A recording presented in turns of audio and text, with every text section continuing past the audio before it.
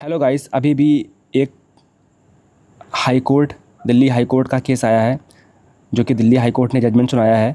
ये पूरा केस क्या है? Right to be forgotten.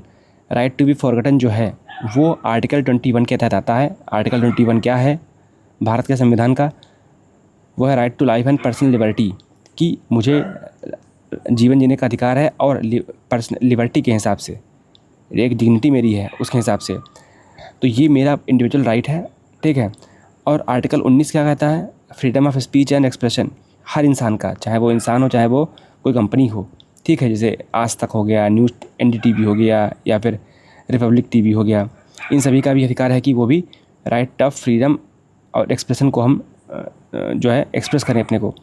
Open justice का कॉन्सेप्ट ये है कि जुडिशरी जो है उसके जजमेंट्स जो भी जज देते हैं उनको रखा जाए हमेशा के लिए रिकॉर्ड्स में, और बाकी जजेस या बाकी आने वाले पीढ़ी के जजेस, वकील या मीडिया में या अखबार में आम आदमी उस पर बहस कर सके, डिबेट कर सके अगर कोई, तो इसलिए ओपन जस्टिस मतलब वो ओपन होना चाहिए और जुडिशरी इसके लिए अकाउंटेबिलिटी लेगी और लेती ही है।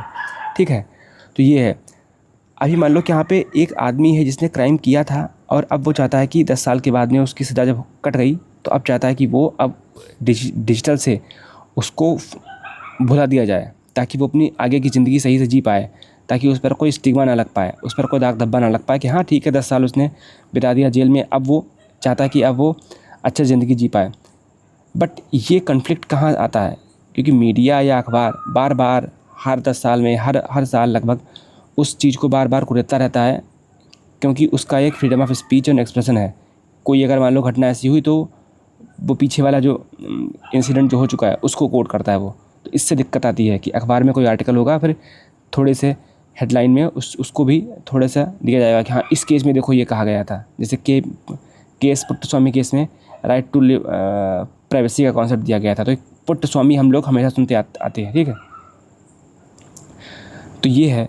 तो इसमें कहा गया कि DPDP digital personal data protection act में कहा गया कि हाँ, कि हर इंसान का अधिकार है कि वो अपने आप को भुला सके डिजिटल प्लेटफॉर्म से, जैसे यूट्यूब हो गया, फेसबुक, इंस्टाग्राम, इन सब पे चाहे कर सके। तो भारत सरकार ने कहा कि अभी ये एक्सप्लिसिटली मेंशन नहीं है, पर भारत सरकार ने ये इम्प्लिसिटली माना है, मतलब अप्रत्यक्ष रूप से माना है, और डी इंडेक्सिंग कॉन्सेप्ट दिया है। डी इंडेक्सिंग कॉन्सेप्ट मतलब ये होता है कि अगर मैं गूगल पे सर्च करूँ KS पुट्टस्वामी तो उसके बाद में सारे लिखे हुए नहीं आएंगे केसेस कि ये केस उसका है, ये केस उसका है, वो आएगा ही कुछ नहीं उसमें।